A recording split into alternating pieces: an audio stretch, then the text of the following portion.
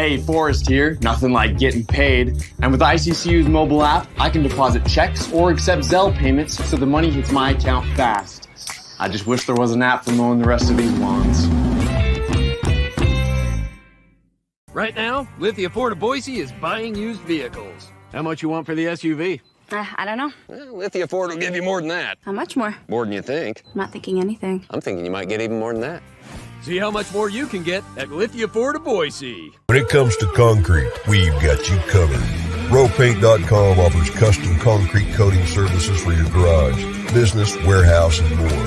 And we do it in one day. We are your complete concrete coatings solution.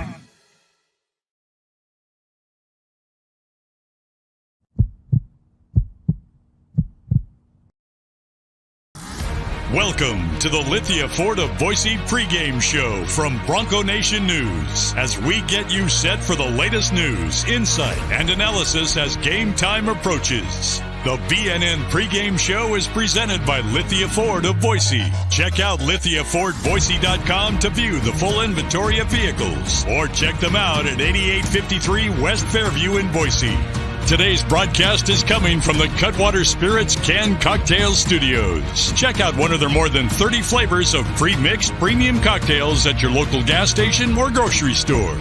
Now, let's head out and join BJ Rains for the Lithia Ford of Boise pregame show from Bronco Nation News. Well, good morning, Boise State fans. Happy game day here on a Saturday. Boise State football team getting set to host San Jose State at 6 p.m. tonight inside Albertsons Stadium. But this morning, we got up early and we were here at Taco Bell on Broadway. Excited to be here and talk some Boise State football as we get set for the game today. The newly remodeled Taco Bell here on Broadway, right down the road from Albertsons Stadium. You see somebody there taking their pickup order out. Yeah, you can order online now, the mobile app, and they're hiring as well. So if you're looking for a job, all the locations from Ontario to Burley, competitive wages, free food for members, and a program that gives members access to half the wages the day after their shift. So if you need a new job, come sign up. Look at all the swag we got. We may send Kent Riddle home with some of those Taco Bell socks. And we got a lot of great stuff that we're giving away here. So even the food is good. There's my kids partaking in the breakfast food that they have here. And you can have breakfast here at Taco Bell. The Bell breakfast box, $5. Breakfast crunch wrap, hash browns, 2 cinnamon delights, and the cinnamon delights coffee, 7 to 11 daily for breakfast. We bring you on here live, and we're really excited about this. We got a special panel of guests joining us today. Everybody, you know them, you love them. We got Kent Riddle. Kent, appreciate you coming back, man. Yeah, fired up to be here. Well, I promised you a soda, and we called it good. You got my Diet Pepsi. I'm ready to roll. So. And you know this man down here, he recruited some of your favorite linemen that you're watching right now. Why just kind of shake your head like that? Brad Bedell, former offensive line coach for Boise State. You're back living in the area, man, and it took me 3 or 4 times of asking you, but you agreed to come hang out with us for a while. So how's it going? It's good. Really good. I'm glad to be here. I'm glad to talk a little football and great atmosphere here at Taco Bell and little coffee, and we're good. Now, 16 years coaching, going back to your playing days. You've obviously moved back to the Boise area, I guess. What's going on with you right now, first of all? Well, I mean, with I guess not working out at Auburn, and we love this area from moving here and coaching here. And with my family, it was an important area for us, and the people are fantastic. So we want to come back home and get back in the school district for my son and things like that. So we made a lot of lifelong connections here, and so we're very excited to be back, and the family's happy, so I'm happy. Yeah, I think it's great. I bumped into you at the James, and I was like, oh, you're back in town, and it's pretty cool that and Kent is someone that's lived here on multiple different stops. Pretty easy to want to come back to Boise. Yeah, Boise's a great city, and it's funny, just wherever you travel and people, see the Bronco logo or you get a chance to run into people. I mean, everybody knows what we have here, and then they actually come visit, and they find out, like, oh, it's even better than that. So I don't anticipate the number of people moving here is going to slow down anytime soon. No, not at all. What for you guys, the feeling, obviously for so many years you woke up on a game day and it was a game day. You just there's probably nothing like it. What's that feeling like as a player, as a coach, waking up after you only get it 12, 13, 14 times out of 365 days? What's that feeling like waking up on a game day? It's exciting. I mean, you get the juices flowing a little bit in the morning. And then usually as you get a little bit closer to kickoff, you get the butterflies going and you start thinking about all the different stuff in the last minute. Like, I think you're at your best when you put that stuff aside and you just focus on the positive. You start focusing on what can go wrong. Sometimes you manifest that into happening. Yeah. And I mean, that's something I'm not missing a whole bunch right now. I agree with you there. But I mean, as a player, they're like, let's go up, we're ready to roll, and let's go win. And as a coach, you're thinking, if they bring that one blitz that they haven't shown in 3 weeks, we're in trouble. Is it really like that? I mean, I hear all this stuff where you guys every last second until you get on that bus, you're trying to watch some film, look at some chart. Is it really like that on game day, or can you get any time to watch another game or take a deep breath or whatever? I think you're doing both. You're not even necessarily watching a film anymore. You might be reviewing your notes to make sure, hey, is there one thing I got 5 minutes to cover with the guys or whatever, but you are watching other games because you're like, okay, I saw that last week from somebody else. This team's doing it. Like, we might need to be ready for that just in case. Even on game day, watching another game, that thought pops into your head. Or did you see somebody blocked a field goal, ball got tipped, and guy ran down there and tried to scoop it up and fumbled it. The other team got, just reviewing stuff like when you get back around your guys, like, hey, were you watching the whatever game? Did you see that happen? Oh, my God. Yeah. Hey, just a reminder, we can't be doing that stuff. Well, we are here at Taco Bell, as I said, on Broadway. I'm sporting the Taco Bell hat here. We got some hats. We got some BNN hats. We got some cool stuff we're giving away. Let's get some people down there. I even have $10 Taco Bell gift cards. We kind of didn't finalize this till like yesterday or the day before, so I'm actually not expecting a massive crowd, but that means we have extra stuff if you make it down, and we'll save this stuff for the next future episodes here. But Rich Waltz also doing the play-by-play tonight for CBS Sports Network. He's going to stop by and join us on a game day as well for a couple of minutes, so looking forward to that. But guys, first of all, Brad, when was the last time you put on a headset? Would that have been at Auburn there? Yeah. Okay. I was thinking about that as you were putting it on, and because the picture that I photoshopped last night, I was looking at it, and you were one of the O-line pictures at Boise State. But ironically enough, for both you guys, I guess not ironically, but not a game you want to remember. But the San Jose State game, last time Boise State played them, I believe, was your last game here. That was the last game before Harsh left in 2020, COVID. Yeah, last time it was the Mountain West championship game. Boise State is 14-0 against San Jose State in the regular season, but the one loss in the championship game down there in Las Vegas, and that was the last time these two teams have played was down there in that championship. That was a tough one. We were down a number of guys, but it was not close at the start. No, it was not close at the start, but Avery Williams kind of put everybody on his back and got us back into the game with a huge punt return. I think he probably only made one or two guys miss, but he broke like 10 tackles. And got us back in it. But yeah, we were definitely hurting. And, it was kind of unfortunate because we were down a few guys that had the COVID protocols been what they were probably a week later, we would have had some guys that I think would have changed that game a little bit. I know. We had Nick Crabtree didn't practice. He got released from COVID the day before the game. Yeah. John Bates was ready to go, and he didn't make the protocols, and those two guys would have made a heck of a difference in that game because they had two really good defensive ends, and we're over there. Yeah.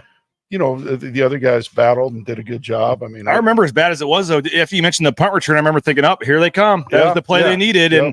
And was that the game where Jonah hit two really long field goals, I think, or at least one that I remember? It was just that weird COVID year with no fans and all the stuff that was going on. And Riley Smith on a big pass play down to get down there and score.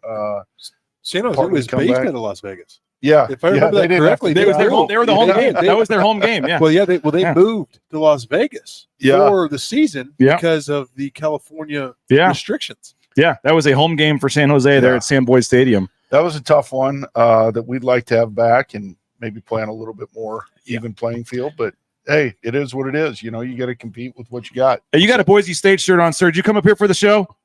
All right, come over here for a second. We got our first contestant here. You came up for the show. Because you wore a Boise State shirt. What's your name, sir? Jake Forsythe. All right, Jake. Do you have tickets for the game tonight? I don't. You guys have some? Do you want to go? Absolutely. Let's give this guy 2 tickets. Taco Bell's giving away 2 tickets. You showed up first. You're wearing your Boise State polo. We will get your name and info here. Taco Bell I didn't make a big deal about it because I was going to surprise the first person that showed up. So if you don't have, you really want to go tonight? Absolutely. Okay, sold out game. You're now going. 2 tickets. We'll get your info before you leave. If you want some BNN stuff, you can hang out with my kids if you want to, and then we'll appreciate it, man. Yeah, you can have the headset. What are your thoughts on the team, real quick, man? I'm kind of confused about the two quarterbacks, probably like everybody else. I thought at the beginning of the year they didn't have much faith in a second quarterback, and that's why Green wasn't running. I thought they were afraid to get him hurt. I think we know we have a second quarterback now, and I hope they turn him loose on occasion, if you will. I think that's a big part of his game and a big part of the entire offense's game. That sounds like we should hire this guy. He knows what he's talking about. Hey, appreciate it, man. We'll get your. I'm going to get your info here. I'll have you write it down, and then we'll give me your email, your phone number. They're going to digitally transfer the tickets to you. I don't know if I have a pen. Somebody up at the front might. Oh, my kid's waving here. There's a. Look at these Taco Bell pens. There you go. There you go. There you go. Hey, so you can use the Taco Bell pen and the tickets. Broncos. Appreciate it, sir. We were talking old times, though. Oh, there's my son. Say hi. Hi. All right, go eat your food some more. We're going to talk sports here. That's just I got him his iPad and Taco Bell. I mean, what more could the kid want? But a lot of reasons wanted to have you guys on. But I think one of the reasons he mentioned, the two quarterbacks, and you guys obviously went through this. And I was looking back. I was thinking it was like 2018. I go back. I'm like, no, the year the championship game, the year you guys beat Oregon in the bowl game. That was the year you guys actually. I had totally not realized that was the year it happened. And you look at the numbers, and you guys made it work. And I know that's obviously a big talk. I reported last night they are going to go with Talon at least to start the game today. But obviously, as you guys know, the backup quarterback's always the sexy guy fans want. And I'm very curious how this is going to play out tonight. Both guys are going to play. But what do you remember about 2017 and how you guys made it work? And I don't know if that was always the plan, but I totally forgot that Troy game. I mean, Montel Cozart saved you guys. He came in he played the whole fourth quarter, and I can't believe it was such a quick hook on Brett. And I don't remember what happened exactly, why that was, but then the concussion happens to Brett in the Wazoo game, and you go with Montel again on a quick Thursday, I believe, against New Mexico the next week, and then it just becomes a two system the rest of the way. What do you guys remember about that, and how were you able to make it work? Yeah, well, Brett was obviously the guy, and we were able to get Montel to come in and with the promise basically that you could compete, and if you did well, we'd find a way to get you out there. And he came in, and Brett was struggling a little bit in that Troy game, and Montel came in, kind of made some things happen, and they probably weren't quite ready for what he had to offer in terms of I don't think they were probably game planning Brett running the ball a whole bunch. No, the quarterback power was really good. Yeah. I mean, we started 4 fresh offensive linemen. That was Ezra Cleveland. That was Molchon. Garrett Larson's first start. Queso. Tomato's first start. Yeah. I mean, the only first start we had off that team was because Archie. I don't even know did Archie start the season? Because I know he was banged up a little bit. Yeah, I think so. But there was something like the second drive of the game or third drive of the game that early. Brett completes like a 17-yard pass, and then you guys brought Montel Cozart like early in the game, and then like I said, I think he played the entire fourth quarter too. Well, we knew he was capable of doing some different things, and like I said, I don't think they were probably spending a whole bunch of time game planning the quarterback run. And then Montel comes in, and we felt like, hey, that gave us a little bit of an advantage throughout the game. And then we get to the fourth quarter and figured like, hey, this is working and this isn't, so let's go with this. Because the one thing about all this, as coaches, all you're trying to do is figure out a way to win this week. You're not worried so much about what are the repercussions, what are whose feelings, any of that stuff. You're just trying to win. And the one thing I think that made those guys work, and I think what will help the guys here is the culture of the program. It's always about helping your brothers out and doing what it takes to be successful. And I know we had that with Brett and Montel. Those guys were excited for each other, and eventually we got to a point where we had them on the field together a fair amount. That was fun part. I actually put the over under at a half. I was wondering, even if it's just a complete, not even part of the play, have Talon go out wide today, just let Maddox hand it to 2. But I mean, just so Colorado State next week has to worry about it. I was wondering if one play today you might see it, even if it's a decoy. I mean, just the fun trick play you can have off of it's awesome. Yeah. But it's what's amazing, if you really look at it, the similarity between these two quarterbacks that are going to be playing today And the two quarterbacks we had at 17, if you really look at it, between Brett, thrower, things like that, and Montel is a very good athlete. He transferred from Kansas. Well, if he comes from there, it's a quality spot he's coming from. Yeah. And then the Green, you have to honor his athletic ability. Even though you split out wide, you got to cover him. I mean, he can run past a corner. Oh, yeah, absolutely. And so it's really the similarities between the two athletic quarterbacks, between drop back style quarterbacks, and the athleticism of Green can be a difference maker. Absolutely. But what did you guys say to, Brett Rippon had started like every game the last 2 years. He was the Mountain West Freshman of the Year. And in game one, you're going with, you're putting in a package for the other guy right away. I mean, how did a guy like Brett take that? Because a lot of people are wondering about the mental state of a guy like Talon Green right now. Sure. Well, Brett's a competitor for sure. And I'm sure he wanted to be out there every single play and have the ball in his hand. But he's also a great teammate, and he understood. I mean, these guys watch each other every day in practice, and I think the one thing I saw was it wasn't so much, hey, we're getting Maddox ready because Talon's not been playing well. All they've said is both guys deserve to play, and that's very much what we had then with Brett Montel. Both guys deserve to play.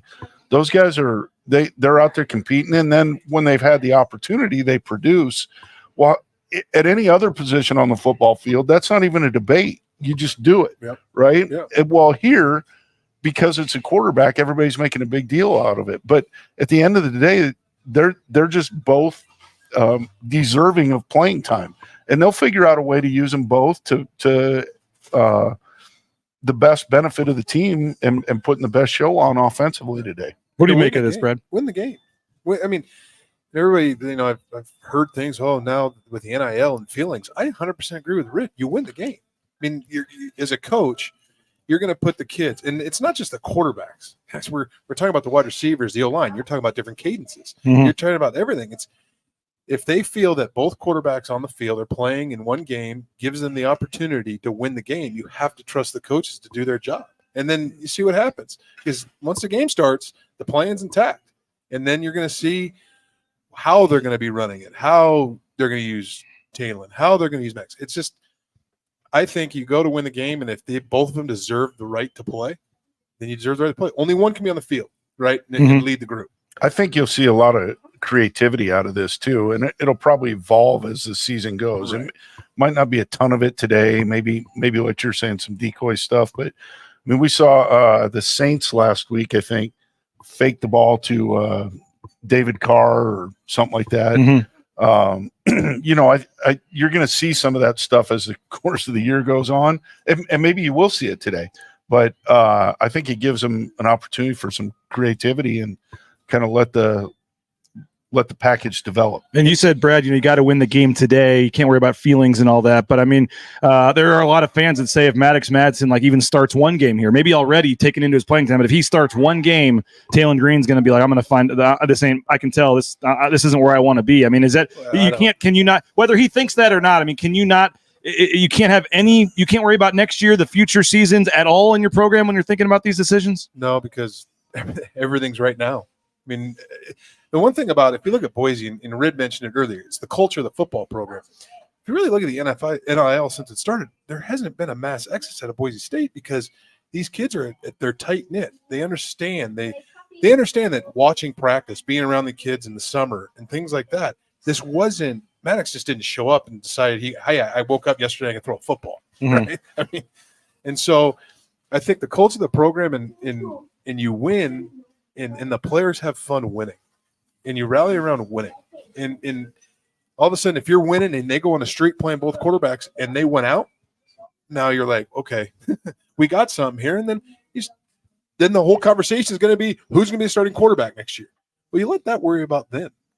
But I mean, if this works and all of a sudden now they went out and they won the conference and all that, today this game could be a pivotal moment in saying two quarterbacks is the best situation for our football team right now. Bill L says this is great content from an insider's perspective. Dennis says absolutely. So get the comments and questions in. We'll get them to Brad, and sorry to cut you off, Ken. No, the thing I would add on to that is just if it becomes clear over the course of the year that one of these guys is going to play and one of them becomes the backup, then I think A, that became very clear.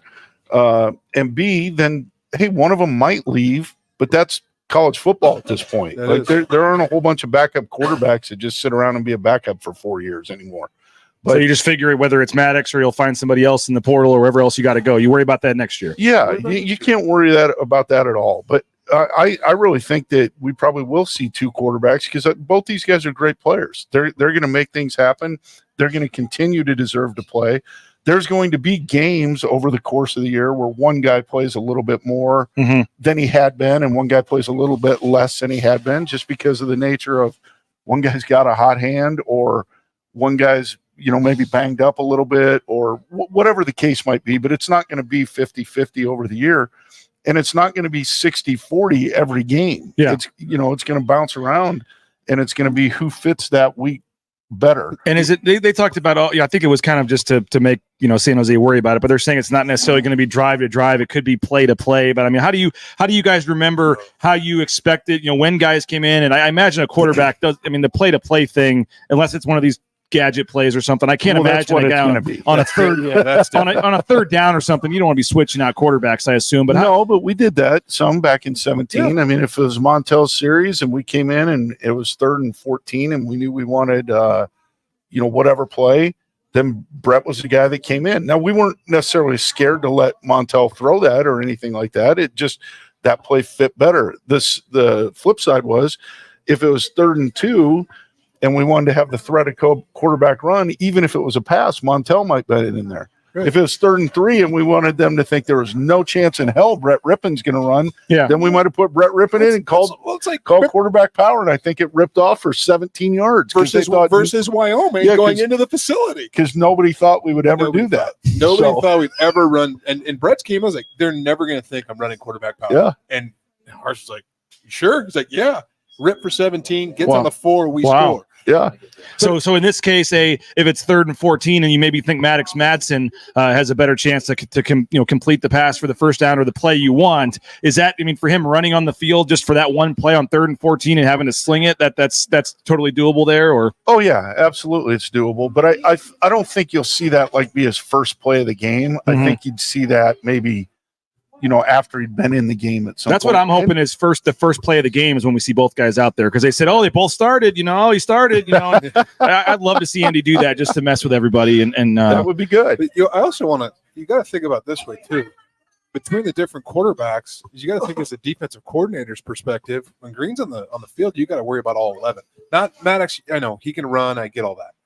But between the zone read and what they've shown, the quarterback run game, now all of a sudden you got to make your defensive calls and go, okay, he's a threat. And then Max comes like, his completion percentage is high, right? And things like that. Now they got to look at it and go, okay, now what are we going to do? Are we going to blitz him? Or are we going to not blitz him? Things like that. And are they going to contain him in the pocket? And Green is hard. He's very athletic, like I said. And playing those two, your defensive coordinator, that'll run fits on you. That'll make him in the office in their extra hour. And don't forget that Maddox Madsen can run a little bit too. He ran for that 4th and 2 in the UCF game and pushed his way forward on that. And I think what was your name, sir? Was it Jake? Jake was bringing up the point about maybe they were scared to run Green because they weren't sure what they had about him getting hurt. Is that any truth to that, you think, or will we maybe see a little more of Green getting a chance to run, knowing that you have Maddox there now? I would think so. You saw a little bit at Memphis. He ran more in Memphis. Yeah, and I think, as we get into conference play, I don't think anybody anywhere would doubt that Taylor Green's one of the best athletes in this conference. So I think you might see more of that, just no matter what had happened, because he's going to be able to. Obviously, he's most effective when he can get outside. Sure. I guess they're saying if he gets into the open field going straight ahead, but he's not like a put your head down and cram it in there guy. But I feel like as we get into conference play, he's going to be able to out-athlete those defensive ends a little bit more even than he has already, and get to the perimeter and make some big things happen.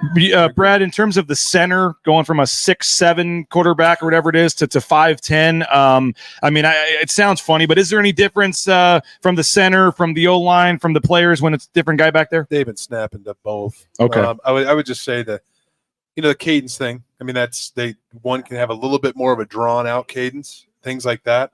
But the other thing is when I'm sure Coach Keene, I'm sure Bush, they're hearing that cadence. and things like that. So you got to kind of coach that, and you got to look at him and go, hey, these two cadence are so far off. Let's just clap. Right. I mean, there's things like that they'll figure out, but you got to pay attention to the cadence, because if the cadence gets drawn out, you're going to have some really itchy offensive linemen, and you're going to have some false starts. He's Brad Bedell. He's Kent Riddle. We are here at Taco Bell on Broadway. Great perspective, great insight. The comments are, everyone's loving having you guys on. We appreciate you both getting up to do this morning. The coach perspective, let's keep it rolling here. Last week, a lot of talk on the 4th and 1 when Boise State was going to, go for it. They wait, and in Andy's term, they wanted to see the look. Then they end up calling timeout, and they kick it, and obviously it's made way worse and much bigger talking point this week because it gets blocked and taken back for a touchdown. What is the communication like on as coaches when you're trying to decide go for it or not, and then what the play is, and what do you guys make of the a lot of fans are saying, well, why didn't you call timeout? Why didn't you just change the play then if you're looking for a look? What do you make of just how that went down, and then what all the responses and reasonings were this week? So I think the first thing is, obviously, if we all had 20/20 hindsight, you can make different choices. But, I think Andy did a great job of just saying, hey, that's my decision. I'm not going to second guess it just because of what happened. That was it. So I do think, going into the week, you kind of talk through all these scenarios and what's going on. And obviously their first inclination was to go for it. And they didn't have to call timeout, discuss it, whatever. They had a plan. They were going for it. They were lined up in a bunch set to the left, and I without knowing for 100%, but I think what they were trying to run, the same play they hit UCF. Not the same play, a different variation of the play they hit Ashton for the touchdown on the wheel, the first touchdown of the game, I believe, against UCF. Yeah. It's a double pick play and then an under coming. So you got the tailback in the under, and it's really a man beater. They put Ashton on the other side so that they wouldn't recognize it. And when you put him on the other side, you're not going to be able to run the wheel. So he was going to go to the flat. They were trying to hit him there. Well, that's a man coverage beater. Okay. It looked to me like they were in zone coverage. The corner was off and outside. So they're going to be able to pass that off a lot easier. You're going to have to hit somebody underneath for a yard or two, or potentially right over the ball for about 8 or 10 yards. And not saying that can't win against zone, but that's a lot of condensed space in there that you're trying to make that happen in. Right. And hey, don't let Rich buy his own coffee. Hold on, go buy Rich's coffee. Well, he's getting a water or something. Go give Rich Waltz is going to join us in a few minutes. Sorry. So no problem. So I think they said, hey, we called a man beater play. They were going to zone this like that. That's not what we want to do. Mm-hmm. Okay. Could you change the play? Absolutely. Is that Bush then yelling down saying we don't have it, or because Andy at the last second ran down and okay. Yeah. Bush is, he's probably, because there was some shift and some of that stuff involved in that. So took a second. So he probably is like, yeah, we don't have it. They're playing zone. So called timeout. Now, you don't know that Memphis is coming out in zone again. You don't know you have no idea what their plan is now because you called timeout. You can't call 2 timeouts consecutive anymore in college football. You got to have more than 4th and 1 play that would work against different stuff, though. I mean, you give the ball to Ashton Genty, you run 1 yard, and if he doesn't get it, who's second guessing that? I mean, he leads the nation in yards at that point. That's why everybody's put in the push play in the NFL. Yeah, absolutely. And we always had kind of short yardage package, which they've run the Clydesdale package and some other stuff. Well, some stuff where you could run outside, check quarterback sneak. That was really our success with Hank and even Rip. Yeah. But we won't bring up the 1st and goal in the Air Force game though. No, you're exact. That's where this started, was that, because we didn't want to line up and show everybody quarterback sneak anymore, because it's without the NFL, the push play at the time. Is that legal in college, by the way? Yeah. Okay. Yeah. But we didn't want to invite everybody in there and then just that's your only option. So we added a fly sweep to it, and you could hand it off, you could sneak it, we had run plays out of it. Yeah, but I guess it was the explanation that some fans were saying, like that maybe why not just say, you know what, I second guessed it and I thought a field goal would take the sure 3 points there, and the reasoning maybe just didn't. But what is that like on the headset when you guys are just? I know it's Andy's obviously call. Yeah. But what is the who else is inputting on that? And I know you're kind of thinking on third down. Well, Probably we didn't really ever have that as an issue, because Harse is about as aggressive as guy. Yeah. He'd be like, if we can't get 4th and 1, we don't deserve it. And I think that's what fans were hoping for. A little, throw a pair, have it be aggressive, and go for it. I think that was kind of the thought process. That was also just kind of him and the team. I mean, there were times we went for it, we maybe shouldn't have. Yeah. So again, when it's 2020 hindsight, it's all easy. But I think Andy knew it was going to be a tight game. As it went that way, and every point mattered. And so he was trying to grab 3 points. And, as much as Ashton Jonty, you're saying like, hey, let's get him the ball on 4th and 1. Well, I mean, you've got one of the best kickers in the country. You feel like that's pretty good. And I know the 1 score, 2 score, I hear all that, but that also enables the defense when you're going the other way to know, hey, all we have to do is keep them out of the end zone. Yeah. That makes a big difference because now, you can see it exceptionally in the NFL, but even in college, you get to the 40-yard line, that's a pretty good chance of 3 points. Yeah. And, so you start working at that. Well, that matters a whole bunch when the defense knows all we got to do is keep them out of the end zone. Yeah. Because then you get into the red zone, you get those tight spaces. Yes, you got the floor. Red zone offense, we used to our goal was like 75% touchdowns, right? Which you think about that, you get 1st and goal inside the 15, and you're hoping to score 3 out of 4 touchdowns. Yeah, it's hard to score down there, and the best teams are really probably more like 60%. So it's a feel too. Yeah, it's momentum of the game. Like I can't remember if Memphis had certain amount of points unanswered. It was 7. Yeah, it was 17-0 Boise State, and they had cut it to 17-14 before half. And then it was late third quarter. Nobody had scored yet. Right. Boise State was going in to try to go up 10. So it's you go for the dagger, you go for it on 4th, and you get up. Now you're playing ahead, right? So now Andy's done a very good job. Spencer's done a very good job playing ahead, right? Mm-hmm. Blitz, you can be a little bit more aggressive. You get the 3 and you tie it. You're thinking, okay, we got another quarter. We just got down here. Well, they're up 3, so they've been up 6. 3, yeah, sorry. Yeah.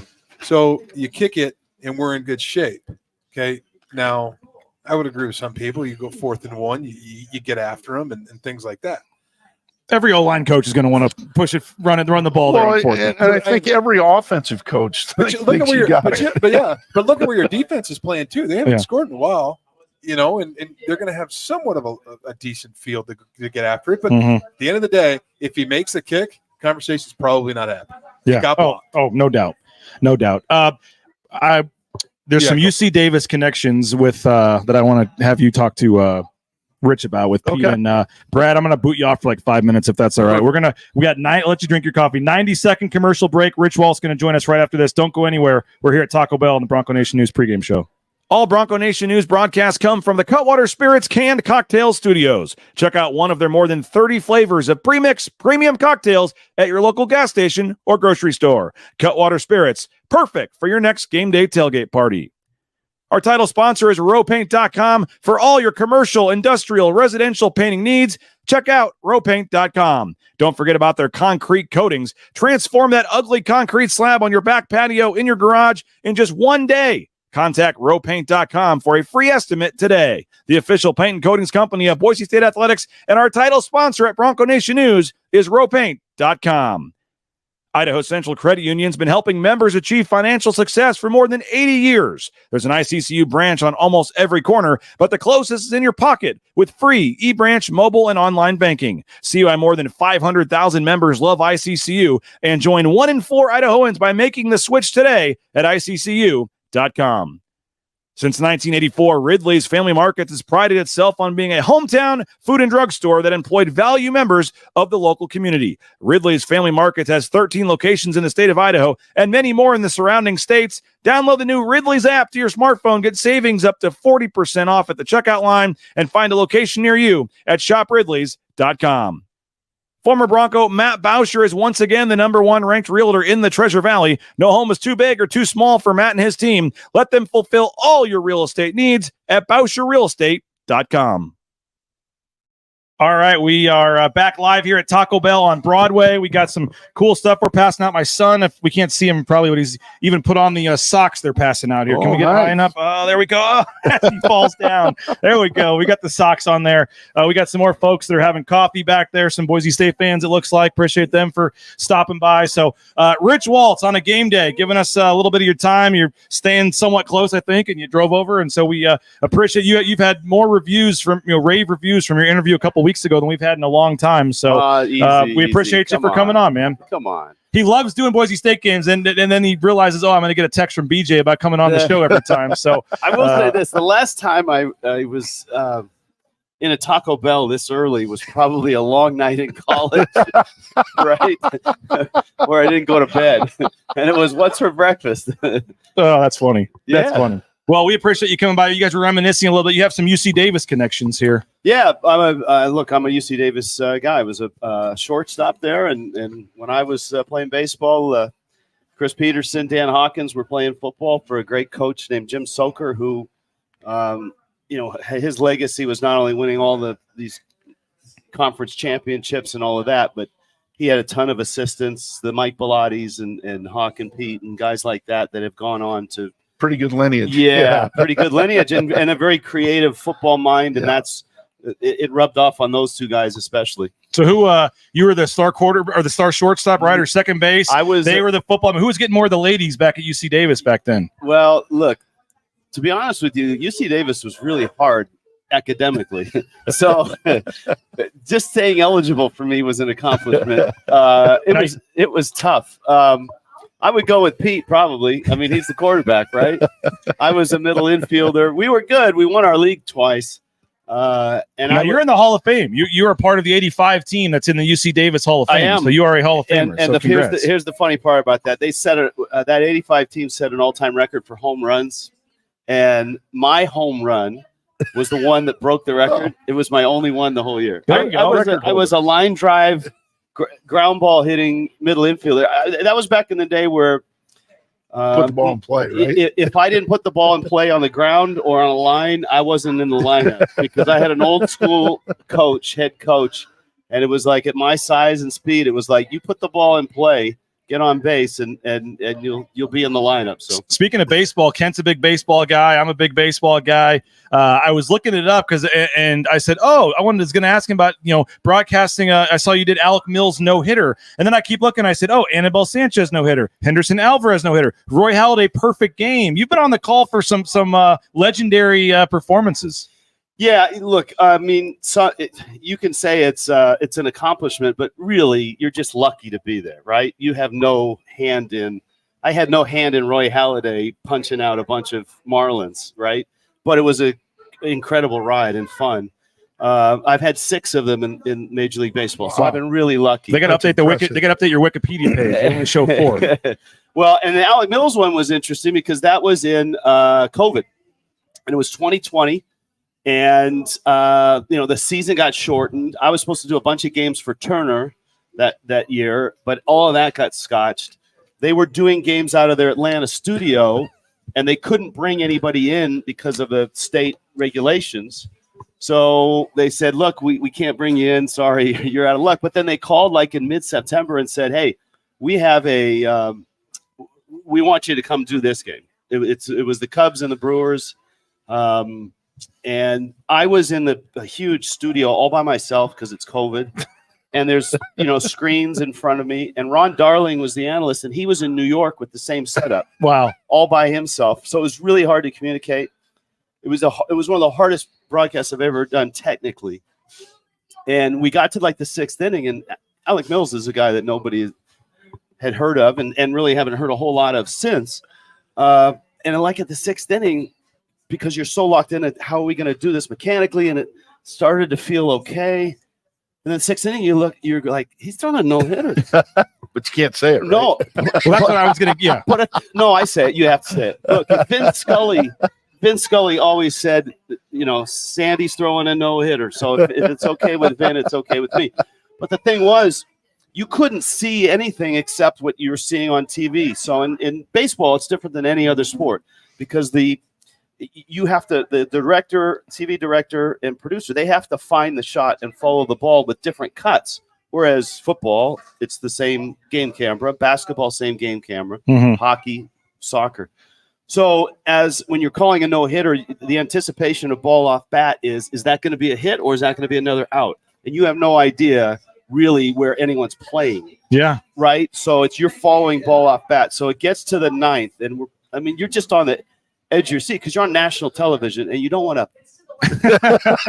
There's no rules here. You can say whatever you want. You don't want to kick the call of a no-hitter. Yeah. Right? So there's 2 outs. Trent Grisham is at the plate for the Brewers, and Mills, with 2 outs, is just trying to get through it, and you're just like, God, just. So Trent Grisham hits a bullet right back up the box that instinctively is like, that's a hit, but you pause because you're not real sure, and Javi Baez was playing behind the bag or over, so it was like a 2-hopper right to him, and so I paused just long enough that when the shot came with Baez, it was Baez is there, throw to first, no hitter. I'll tell you, last baseball, then we'll get into this. Oh, I think I'd rather just talk that for the next 5 minutes. But the best no hitter, the most impressive no hitter that I called. Now the Holiday perfect game was impressive. He really got the corners though. You're the Marlins announcer. So are you trying to jinx that as much as you can, or are you wanting to be on the call for a perfect game? I mean, again, when it's the other team. Again, when it's a no hitter, when you get to the 6th inning, you say no hitter. I always have. And I've called 6 of them, so I haven't. There have been some I've called. I had, Patrick Sandoval with the Angels in 21 was 2 outs away, and 7th inning he's throwing a no hitter. If you hadn't said it, he might have got it. Yeah, right. Well, the other 6 worked pretty well. Anyways, Halladay got a lot of edges. He wasn't overpowering, but he was masterful. I did in 2019. I did an NCAA Super Regional. It was Duke against Vanderbilt. And it was an elimination game. Duke won the first game, and Kumar Rocker was pitching. Oh, yeah. Kumar Rocker struck out 19 and threw a no-hitter, and all 19 strikeouts were on sliders. Wow. And it was the most dominating pitching performance ever. And it doesn't count as a big league one, but it was on ESPN. Still it was impressive. Kumar Rocker, so it's pretty cool. Rich Waltz with us, 3-time Emmy Award winner. You know him. You love him. Come on, just let's go. I did my homework on this. I know. You mentioned being, I was kind of going to ask you about this and subtly take a shot at another network, but you're here. You're actually here, and I think the booth in Albertsons Stadium for the TV booth is being used for the only time this year because maybe they were here for the UCF game. I don't know, but Fox does not travel a lot of their folks on the road, and they do them from a studio, and then they even try to trick you with a background where it looks like they're there and they're not. But CBS Sports still traveling you guys, and usually you don't get to, CBS doesn't do the Boise State home games. There was a trade with the game next week with Colorado State, and so a rare home game for CBS Sports Network, and you're here. Well, truthfully, we'll actually be in a warehouse in Nampa calling the game on a big screen. Maybe here at Taco Bell. No, look, I love working for CBS. They're really into, even with I get to do big CBS games and CBS Sports Network games, and they treat those games very similarly. They are really into quality, number of cameras, number of super slow-mos. They want the games to look like a CBS game, and they do. So we have an outstanding producer, director, crew. Aaron Taylor's the analyst. Tiffany Blackman is on the sideline.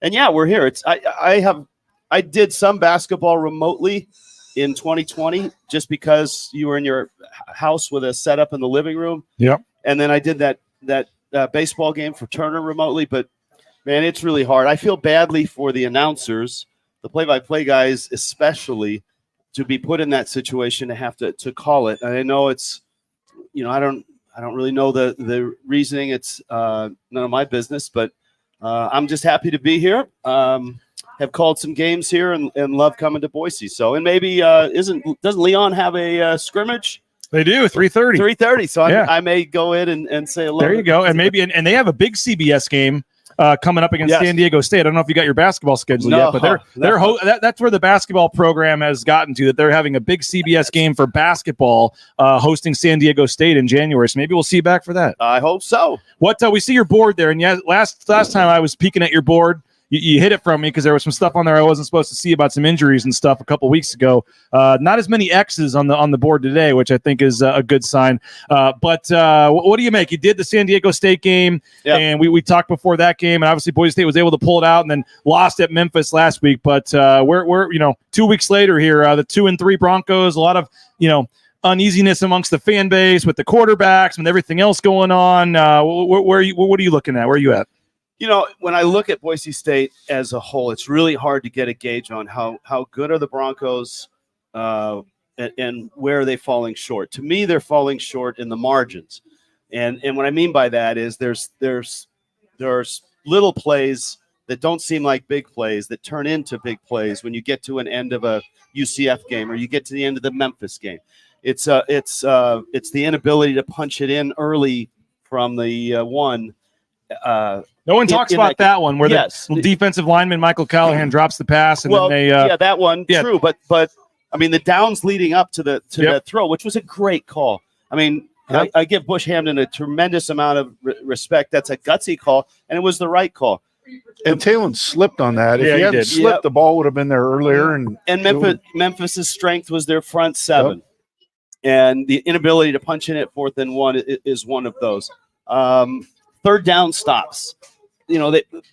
Boise State last week was great on first down until the fourth quarter.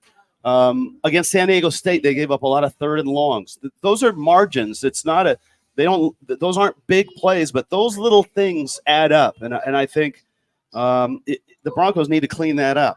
And because look, the UCF game, the Memphis game, and even the San Diego State game could have gone either way. Really. Mm-hmm. And I'm not, and I bring up San Diego State because they don't want to say, well, they could have won those two that they lost. You got to go the other way Memphis, too. You got to go the other way too. So winning the margins, some of it I think it's a young team. It's a young offensive line that's really playing better than I think most expected. It's a defensive secondary that's got a lot of youth in it in terms of their depth. So maybe that's part of it. Maybe some of the injuries are part of it, but you got to clean up the little things. Those little plays, the third down conversions, the 4th and 1s or the 3rd and 1s or the 2nd and 1s, and the ability to just get a yard or two. Yeah. What about the San Jose State perspective? 1-4, I know, but I think the 4 FBS teams they've played are a combined 18-2. They've played a pretty tough schedule to this point.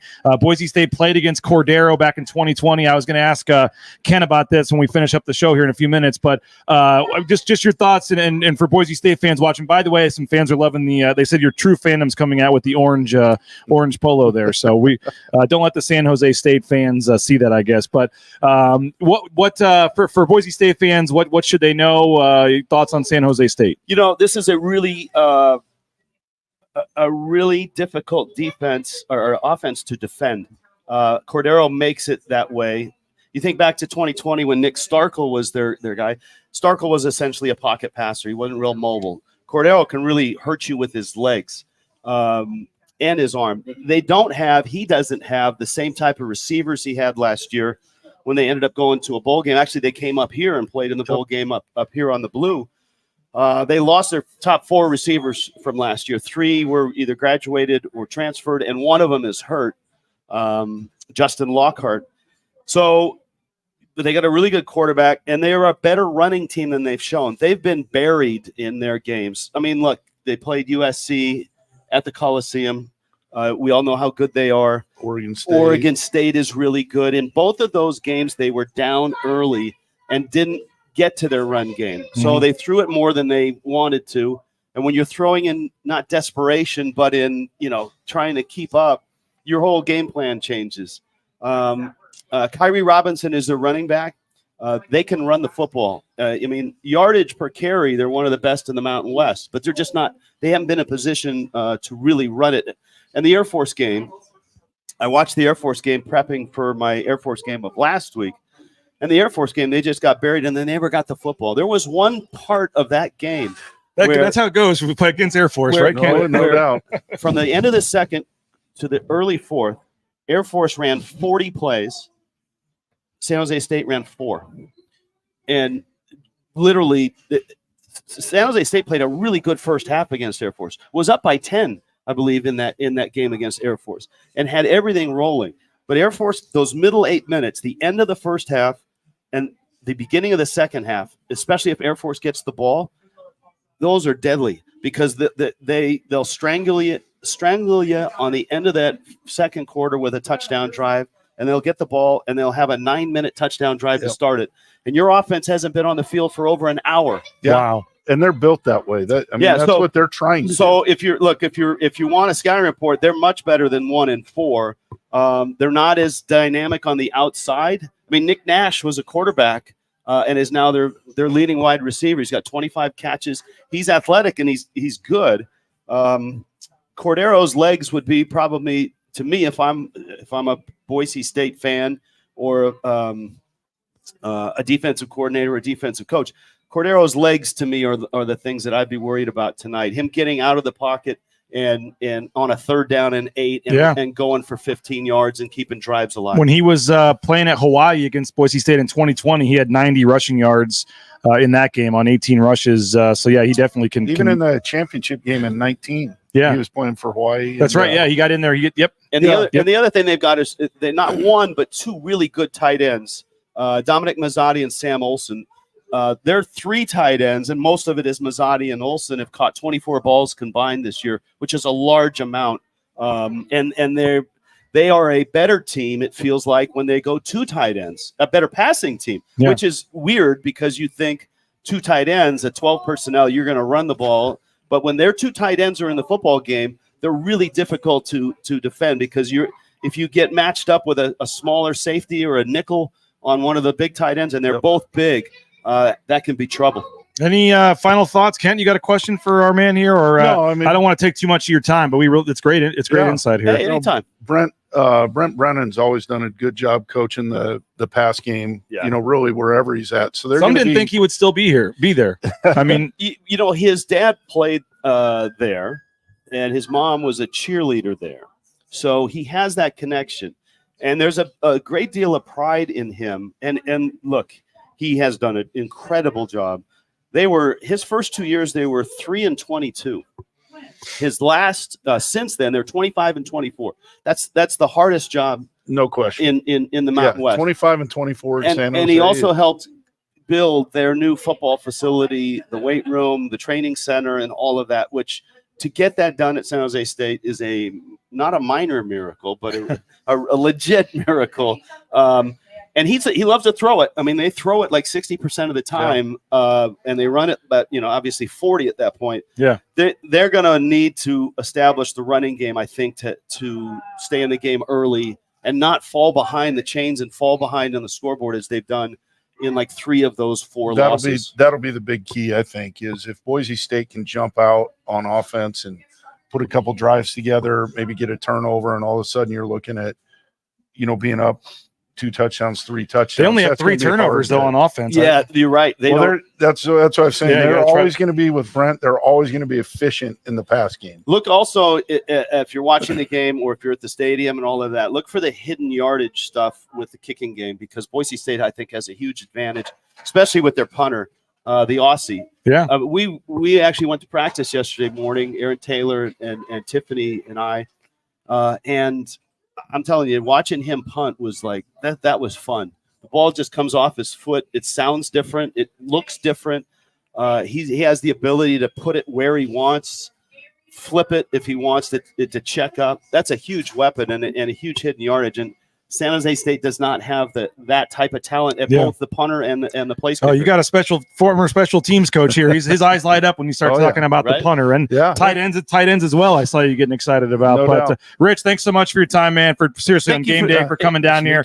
Really appreciate it. We're gonna get Brad back up here and finish the show here and get to our keys of the game and get out here in a little bit, but still a little bit to go. We're here at Taco Bell on Broadway. Got some stuff to give away. Come hang out, and we'll be back in 90 seconds here. Bronco Nation News pregame show.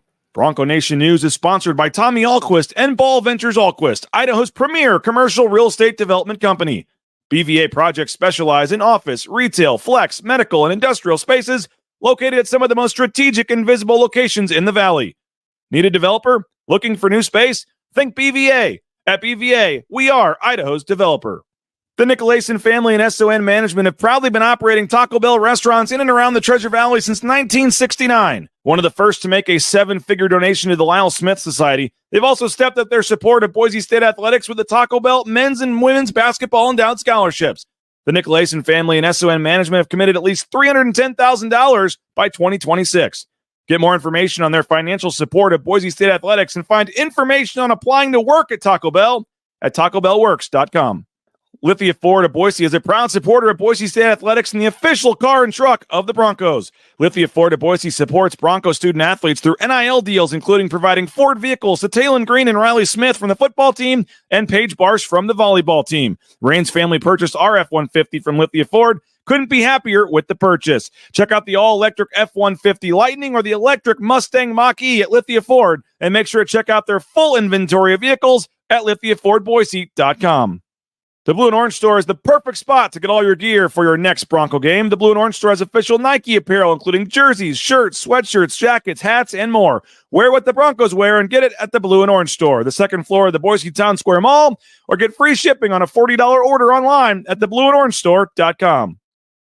All right, we got Brad Bedell back with us. So if you got a question or comment, I know we had a few in there. We're rolling along here from Taco Bell, having a good time. Appreciate the folks at Taco Bell for having us out here. I mentioned the breakfast, 7 to 11 every morning. They have the Bell breakfast box, $5. Breakfast crunch wrap, hash browns, 2 cinnamon delights, and the cinnamon delights coffee. And again, 7-11 and all the 7 to 11 and all the Treasure Valley Taco Bells. And I want to remind folks, they are hiring. SON is hiring each of their locations from Ontario to Burley. Competitive wages, free food for Taco Bell members, and they have a program where you can get half your pay the day after your shift. So if you need some quick cash, quick money, they can help you out here at Taco Bell. Check out TacoBellWorks.com to learn more about the company and their career opportunities. And pretty much at every Taco Bell location, right when you walk in the door, they've got the sign-ups, and you can sign up right there and get going. I mentioned Chevon Cordero. You guys played against him at Hawaii, a little bit in 19, played him in 20. He was 25 of 48, 253 yards, 3 touchdowns, had a great second half, if I remember right. Also had 18 rushes for 90 yards in that game. And unless the stats were wrong, I don't remember it, but he had a 53-yard punt as well, according to the stats. Did he do a pooch punt that ended up rolling? Yeah, I don't remember. I think so. I don't remember. But the defense, Boise State's defense, going against Cordero. We've spent the whole first 30 minutes of the show talking quarterbacks, but I think that a lot of people actually believe the bigger issue on the team right now is the defense and not being able to get some stops. The secondary, I mean, you look at the numbers. And there's half a season left, but right now it's on pace to be one of the worst defenses in the history of Boise State. I mean, the numbers are just not very good.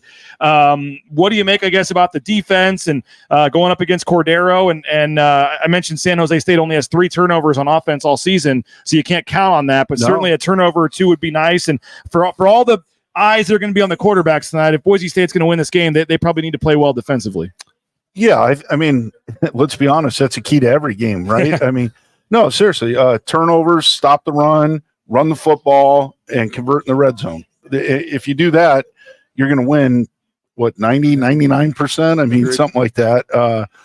Those are the keys every week. And, you got to I've got nothing but faith and trust in our defensive guys, Andy, Spencer, Chenander, Kane, DeMario. Those guys, they know what they're doing. The players know what they're doing. Hopefully we get some of the guys that were out last week back. I think that'll help. Obviously, we don't know what's going to happen there, but I mean, you think about how they played and missing DJ Schramm and Tubner and some of those guys, and those are the leaders. So you get those guys back, I think good things will happen. Cordero, yeah, that guy's a really good player. He's very athletic, but he's also capable of making some mistakes too. And I know he hadn't made many, but he plays a little bit loose cannon-ish. Okay. Now, obviously, Brent's reined some of that in here over the last couple of years, but when he was with Hawaii, we definitely had some turnovers. Yeah. I think getting to him early and putting some pressure on him, which doesn't necessarily need to be sacks, but we want to hit the quarterback. We want to make him feel us in there. Got to keep him in the pocket. So, that's one thing that I think kind of gets washed away sometimes with some of these athletic quarterbacks. And it happens to us with Talon. Sometimes you're not going to get as much pressure on those guys because to put pressure on them opens up running lanes. I mean, you even think about with Lamar Jackson, like in the NFL, the defensive ends can't cut it loose like they're used to, because if they get pushed beyond the quarterback, you got two defensive tackles who have no athletic ability or no chance athletically to catch the guy they're chasing. So that's why some of that we haven't had maybe as much pressure as you think, because the defensive ends are more concerned with keeping the guy in the pocket and making him throw it, rather than truly cutting it loose. And I think you're going to see a little bit more of that cut them loose, but they'll still have to be patient and can't open up those huge running lanes where he can take off, because he can hurt you with his legs. I think the pass rush lanes, the defensive ends need to get even with the tackles and condense the pocket. Yep. And then rely on the guards. The depth is going to give him something to step into. If you're interior, if you can crush the guards, crush the centers, he's going to have nowhere to go unless the DNs get out of their rush lanes. If they're out of their rush lanes, I mean, he can run. And the other thing is they played a brutal schedule. I mean, both of these teams preseason. Yeah. I mean, Oregon State and SC for San Jose State, UCF, and Washington, and Memphis. Thank you, and Memphis. Well, I think, and looking at this a little bit, and I could be mistaken, San Jose State's only given up 10 sacks. So that's the benefit of an athletic quarterback. Yeah. You can get out of trouble. And if they can hit him and change some coverages and get him confused, make him hold on, squeeze the ball a little bit longer, because the segment before, he's right. He loves to dump the tight end. I mean, he only averaged like 6.7 yards a catch or something like that I was looking at. I mean, so their whole deal is stay ahead of schedule, stay on schedule. If you can get him into 3rd and long, you're going to be in a lot better shape. And because at 3rd and 4, he gets out of the rush lane, it's a first down. At 3rd and 12, 3rd and 10, you can play zone and rally to the ball. So you are saying 3rd and long is better than 3rd and short? I think so. Okay. All right. But you would say that, but I'll tell you what, UCF had some explosives on 3rd down. Boy, that's been 3rd, and I think there was one drive. San Diego State. Yeah, San Diego State on one drive had 3 3rd and 9 or longers and converted. Right. Yeah. So 3rd and long has been Boise State's problem. Yeah. Not 3rd and 4 to 5. No doubt. Yeah. Yeah, I wanted to ask you about the O-line, because a couple of the guys that have, I know Ben's been hurt the last game or two, but Garrett and Ben and some of these guys that you recruited, developed, and got here, their first couple of years here. Boise State fans, I think, now are seeing kind of what these guys are as 5th, 6th year players. But as a former O-line coach, as their O-line coach, here at Boise State, what do you make of the O-line? And I mean, it's kind of a rite of passage here. A couple games in, we got to rip the O-line, and we haven't really been able to this year. I mean, they've had some young guys playing, and for the most part, they've done a solid job. So what do you make of the O-line? They've done well. I think, in my opinion, this season so far, the MVP of that O-line is Garrett Curran. In my opinion, it's not even close, because when Mason Randolph went down at camp, and obviously he was hurt, I have no idea that's 2 positions. So you've lost the guard. So Garrett moved to center, and you lost your center. So Garrett's done a fantastic job playing center, and now they kept him at center. And with Mason back, I mean that he's a big physical kid. When you recruited him, we looked at him and like, oh my God, this is a steal if we can get this kid. Really? Oh yeah. I mean, just he's 6'4", he's big, physical, and he plays football the Boise way. Now and then. Ben Dewey getting hurt. They've had to shuffle some things again, and Ben's a phenomenal, balanced, and athletic player, and the tackles have been good. He's getting pretty close, I think. I don't think he'll play today, but I think we'll see Ben pretty soon. I hope so, because phenomenal kid. You throw him back in there. I mean, but Roger Carrion hasn't played bad at right guard. All of a sudden, you're going to suddenly have a line. I'm sure somebody else, knock on wood, usually it works itself out. But it's like when you asked before a game as no line coach, I went over every possible situation. If he goes down, who am I moving here? Who am I moving here? Yeah. You have to have interchangeable guys. Tackle's got to play guard. A guard's got to go at tackle on the pinch. And you need a guard that can play center. They managed to do that with development, and the young kids have stepped up. Cade Bresford, the Washington State transfer, right tackle, he played well. Yeah, Dad's an alum. So yeah, and they felt good enough about Cage Casey as a redshirt freshman to leave him at left tackle. Leave Beresford at right tackle and leave him there. Yeah. Is O-line, is that harder? Is it any different, harder, easier? I would assume harder, like to recruit, to be able to project and develop guys and know how they're going to handle the weight, the athleticism. Like, is it hard to recruit O-linemen? Yes. I mean, it's a future-based deal, right? You're studying more body type and things like that. And then what they're doing in college, the offense they're running, you're not going to teach the pass set at the high school, and with all due respect. It's just not going to. So it's a developmental thing. And Ezra came and played as a true and things like that. That's not. Yeah, get some stuff here, sir. Go ahead. Yeah. Once you come down. Get whatever you want, man. Appreciate you, man. We got some socks, a hat. We found our one listener. He said he listens to us all the time. You definitely need socks, though. Yeah, we got this will take you to. You want some socks? You definitely need socks. We got a pen. You want a water bottle? Whatever you want, man. Yeah, appreciate you coming by. Make sure you follow us on YouTube there. Appreciate it. Yeah. Thank you, man. Start with development. It's going to takes time. It takes time. And Garrett as a redshirt freshman. His first start was at right tackle versus Portland State. Kakani played a little bit as a freshman, then over time, but they've developed. They're doing a good job, and it just takes time with those guys. And sometimes you're just not as patient as you want to be, but as an offensive lineman, if you're not ready, you can get somebody hurt. And you mentioned Garrett switching over during fall camp to center. I know in practice they take some reps there, but he had never taken a snap in a game. Is that easy? Is it just a natural thing, or did he make that look easier than it should be? Because we really have not seen too many bad snaps this year. No, he's done a good job of the transition. It's just when you get into a game and you put the hand on the ball and the bullets are coming, you're about to see if you got something or not. I mean, I'll never forget when we were playing BYU at BYU, we moved Garrett Larson into center, and he was throwing rockets by the quarterback, and I'm a nervous wreck, and he looks at me and goes, Coach, we'll be fine. Don't worry about it. He went on, perfect snaps, win the game. But it's once you get in the live bullets, and now you got to identify, set the point, and who everybody's going to, and you got to communicate, and if you're wrong, everybody else is going to be wrong. Well, we're running out of time. I didn't even get to some of my fun questions. I was looking at that 2013 Arkansas State staff. That was a hell of a staff. Oh, yeah. I mean, that was, you go down the line and you're talking about, Eli Drinkwitz and Bush Hamden, and a lot of people around here don't know him, but Blake Baker is doing things as a defensive coordinator. Julius Brown, Steve Caldwell, Lee Marks, both of you guys. I mean, that was Anthony Tucker. Oh, my gosh. And the John Thompson. Yeah. I mean, that was how'd you guys not go undefeated that year? I mean, come on. Well, we played Missouri when they were really good, and we gave them a hell of a game. Didn't you hang? I remember, I think you guys did. We gave them a hell of a game. Yeah. And we played somebody else that was going to be a tough one. Well, we played Memphis. Oh, that's right. And they were a really good team. Yeah. And that one came close because I forgot the kid's name. J.D. McKissick. Yeah, he launched from the 7 and he jumped over 4 people to score. Well, he played for 8 years in the NFL or whatever. Final rapid fire, real quick on these. San Jose State's coming off a bye. Is that a big deal? Does that do anything different for them from teams? I've always been curious about that. Well, I think the big thing is you would assume they went and self-scouted themselves. So what's going to be good? What have we done good? What have we not done good?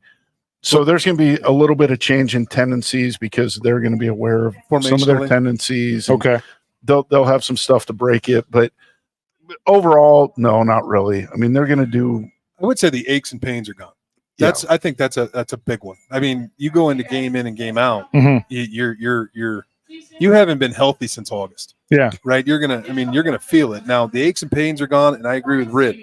They're gonna look at a formation and say, hey, at a 3-by-1, we're 79% run or pass. Yeah. They're gonna break those, and you just got to be ready early in for the formation adjustments, and then maybe a possible trick play they've been working on for a couple weeks, something they'd never seen before, showed on play action out of something that's been 100% run, or like 13 like that. Yeah, 13 gets on the field and they're 100% run on 10 snaps. Yeah, they may launch. They'll be aware of that, but our guys will be aware of that too. Rocky Long always used to say, great teams have tendencies. They're just aware of them. Yeah. And, I think that's a big thing. And then Boise State's got at least 4 that I know of pretty key official visitors this weekend as well. A couple commits, couple non-committed, I believe. But what's that entail for the coaching staff? How much busier does it make you when you got some big-time recruits on campus for a game? Well, you're definitely busier. But, we also have a staff that's built for that. Sure. So they're going to spend the recruits a ton of time with the recruiting people and the operations people, but the coaches will be available. The good thing about having a 6 o'clock kickoff, they'll be able to spend some time. Breakfast. Yeah. Now, as we kind of lead up to the game, there's plenty of free time at that point. So I don't think that's really a huge issue. And, the good part is for the recruits, they're able to kind of experience game day. Sure. That the part that while the players so are the 10 a.m. North Dakota game probably isn't ideal to bring a recruit in. That's a little tough one. Although you get some time afterwards. But I'll give you a quick story about that. But the atmosphere tonight, sell out, Bronco Nation showing up, get the lights going. And you would assume the fans will be behind this team knowing they need to get this is a big game tonight. I think they're going to show up. Yeah. Hey, there's always people that are going to be upset, and you can't please everybody. And, I go back to winning takes care of a lot of things. And now in the day of the transfer portal and all that stuff, I mean, we just need to understand that at some point, some people that we love are going to leave, but we'll go get other people to replace them. And I'm not saying that's going to happen this year. I'm not at all. I would be actually surprised if that didn't, but I just think you're going to see a little bit more transient nature in college football. I mean, guys, hey, if I can get more touches there or whatever, I mean, it's just the nature of where we're headed. At. Yeah. So everybody needs to be good with it. And, the number one way you fix all that stuff is to win. Yeah. And I think the guys are going to do a great job of that, and everybody's going to carve out their role. And we always used to talk about be a star in your role. Well, and if guys do that, they'll win. Winning solves a lot of things. And, realistically, I know nobody wants to hear it, but the goal here for a long time has been to win the Mountain West Conference Championship and a bowl game. Yep. And there's nothing in front of us that keeps us from doing that as long as we keep winning. Well, final thing, and I already went 10 minutes over what I asked you to do, so I apologize. I'm in no hurry. We'll stay here. We're having a good discussion here. When Rich was pretty talking, soon we tried breakfast. Now we can try lunch. Yeah. Pretty soon. when Rich was talking earlier, though, if you want like a funny show, you should just have show sometime. We can get Sanford on, whoever, and talk about literally the year of COVID. Get some of your broadcast guys, because you can't imagine how many great stories can come out of that. Oh man, when he's talking about doing a studio by himself and somebody else is in another studio. I mean, we're doing meetings in the office on Zoom.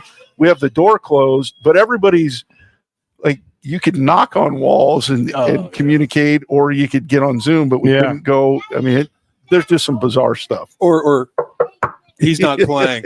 Huh? Oh, that was always the for the media too, waiting for the hour before kickoff to find out who wasn't on the trip or who wasn't there. And who's your roommate? Well, we didn't know. Sometimes you're watching the team walking in off the bus, and you got your roster checking names. Okay, Shakir. Okay, Shakir made it. Okay, this guy. Well, I'll tell you, even the San Jose game that we canceled late night or early morning, whichever one. Yeah, that was the morning of the game. Yeah. So it was a morning because we had a meeting. We were going to have to move guys all over the place to play that game. And we had a meeting at like 10 o'clock at night out at the hotel. And we left there and the players were like, we're going to do this. We're going to make this happen. We were talking about playing John Bates at left tackle and all sorts of stuff to make it so we could play that game. And the players were wanting to play. Mm-hmm. And then, a few conversations later, it was like, hey, this isn't safe. Yeah. Somebody's going to get hurt doing this, and we can't do that. So it was kind of like sleep on it, talked again in the morning, and then it was like, this is just a bad idea. It wasn't like we were trying to get out of that game. That San Jose State quarterback Starkle, I think, thinks differently, but well, he can think all he wants. Yeah, he can think exactly. So when you get off the bus with 52 kids and you're looking around, and I'm like, I agree with Rich. Somebody is going to get hurt. And so a good chunk of the O-line was going to be out that game, or we were in doing our walkthrough in the Sky Center, and they started just pulling guys out. Oh my gosh! Okay, you move over here. You move over. What was that? There was another game where you had a couple guys. I think one of the offensive linemen went over and played defensive line. Yeah, Ben Dooley made like 2 tackles or something. Or there was another game against, I think it was Colorado State, I thought, at home. Oh, yeah. Where I remember you guys were really short on the defensive line. You're right. Yeah. He played full-time defense that game. He played full-time defense for 2 weeks. Wow. Yeah. Hawaii played just a couple snaps in there. Goal line, I think. Short yardage. Wow. There are like 6 people on here saying stay on the air, keep it rolling. We'll go a couple more minutes, I guess. We'll end this. But I mentioned, the fans and everything else that's going on. I know the coaches aren't on social media, all this, but what is, there's, I would say for Talon, for Bush, for this team, the first quarter is pretty important. I think you want to get off to a good start. If Talon comes in and doesn't have a couple great drives, they bring in Maddox and he goes right down the field and scores. They may just stay with Maddox the rest of the game. I mean, what kind of pressure, or what do you think, what is Talon Green kind of going through, knowing that there's fans questioning, there's coaches obviously wanting to give another guy a chance. I mean, we started with this, we'll finish with this. What's kind of the Talon Green mindset here? Let's be clear on one thing. The conversations have being had since Monday.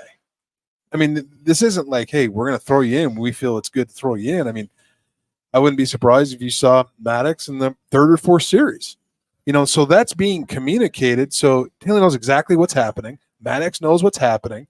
And then we're going to go from there, unless they have gadgets, and we're going to do. But does Talon feel the extra, knowing that Maddox is coming in the 3rd series? Is he feeling the extra pressure in the first 2 series to say, I better do something here? He's a competitor. Yeah. I don't think anybody's putting more pressure on themselves since the start of the season than Talon. I mean, he's a guy that's always trying to be the best, trying to be first, trying to win.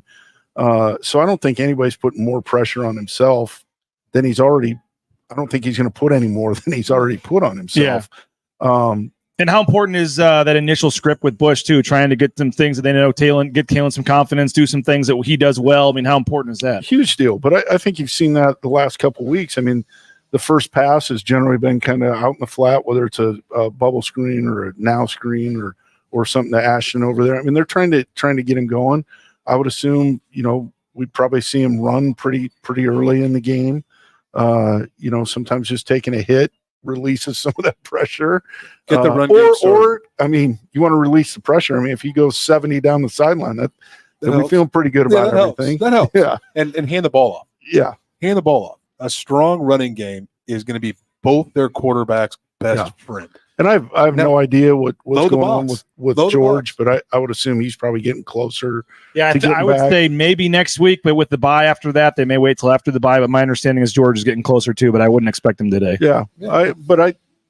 Dubar look the freshman Breezy Dubar when he hasn't gotten a ton of playing time, but he looks like he's running with the fast in fast motion when he takes off. Yeah, I'm looking forward to him the next several years.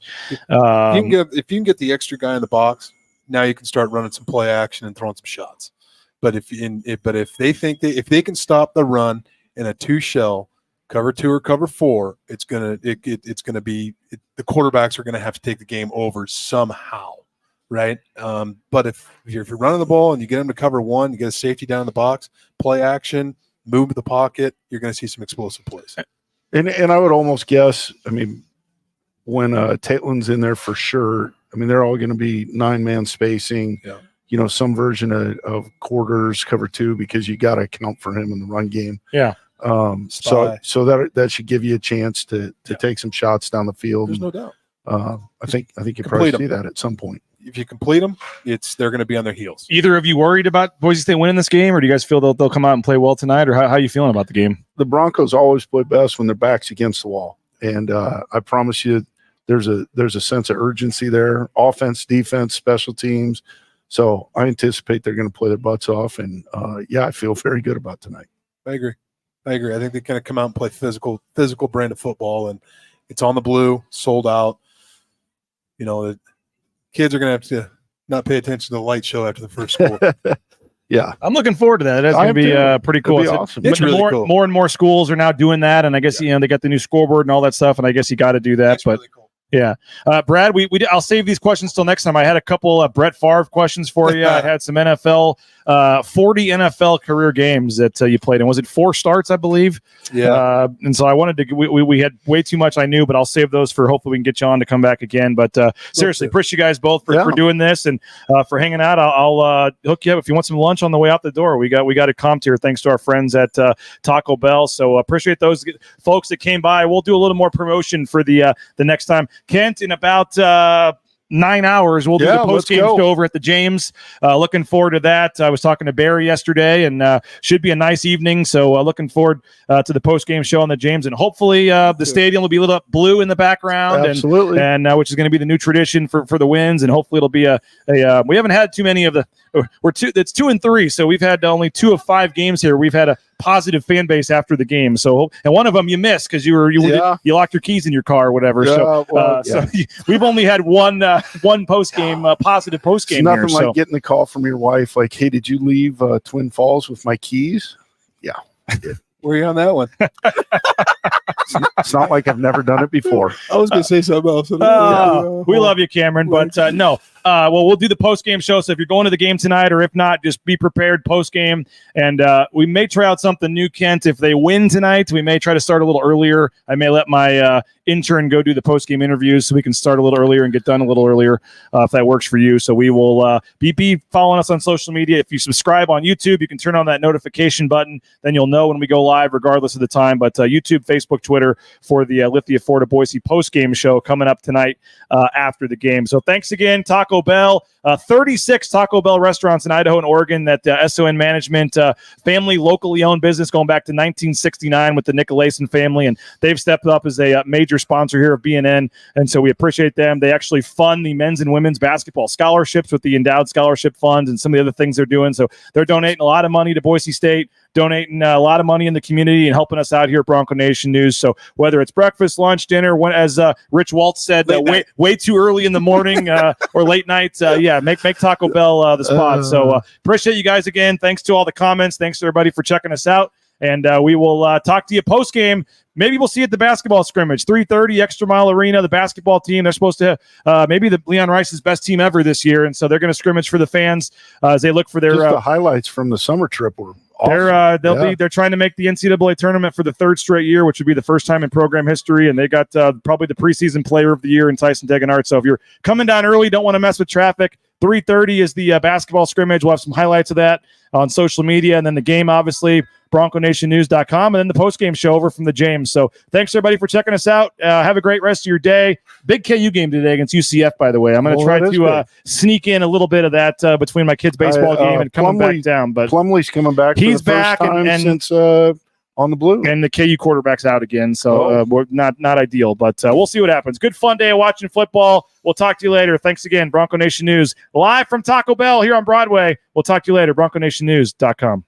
You looking for a new job? Well, how about getting into the trucking industry? Our friends at Transportation Compliance Service can help you every step of the way, whether it's the big rig on your screen, the Amazon truck in your neighborhood, all the paperwork, all the things you need. Let them help you out. TranscomService.com. They'll have you out there towing that first load in no time. TranscomService.com.